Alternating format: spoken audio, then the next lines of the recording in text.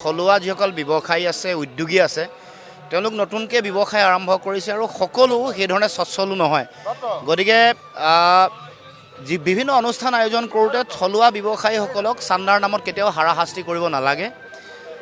সকলোৱে নিজে ইচ্ছামতে দান বৰঙণি কৰে আৰু অসমৰ যিমানবোৰ অনুষ্ঠান আছে সামাজিক অনুষ্ঠান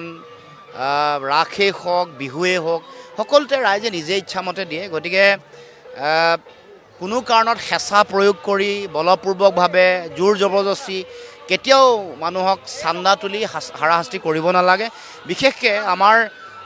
থলুৱা যুৱক যুৱতী যিসকল নতুনকৈ তেওঁলোকে ব্যৱসায় আৰম্ভ কৰিছে উদ্যোগীকৰণ কৰিছে বা বিভিন্ন ধৰণে তেওঁলোকে স্বনিয়োজিত হ'বৰ কাৰণে নিজকে চেষ্টা কৰি আছে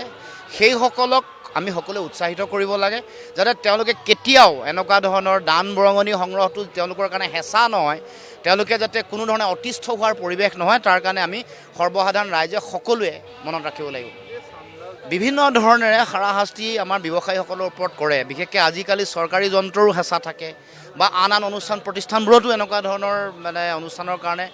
আমাৰ ব্যৱসায়ীসকল তেওঁলোকৰ অৰ্থনৈতিক অৱস্থা এনেও বেয়া কাৰণ আপোনালোকে জানে যে ৰাজ্যৰ অৰ্থনৈতিক অৱস্থা বেয়া হোৱাৰ ফলত যিটো টকাৰ যিটো আগমন মানে মানি ফ্ল' যিটো হ'ব লাগে এইটো হোৱা নাই গতিকে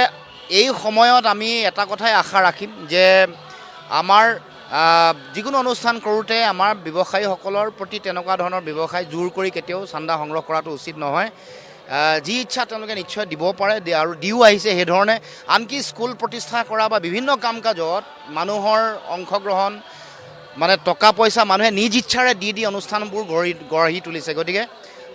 মই এটা আহ্বানেই জনাম যে যাতে আমাৰ মানুহৰ পৰা দান বৰঙণি ল'বলৈ যাওঁতে কোনো কাৰণতে এইটো এটা হেঁচা বা দাবী ধমকি ভয় ভাবুকিৰে যাতে এই কামটো কেতিয়াও নকৰে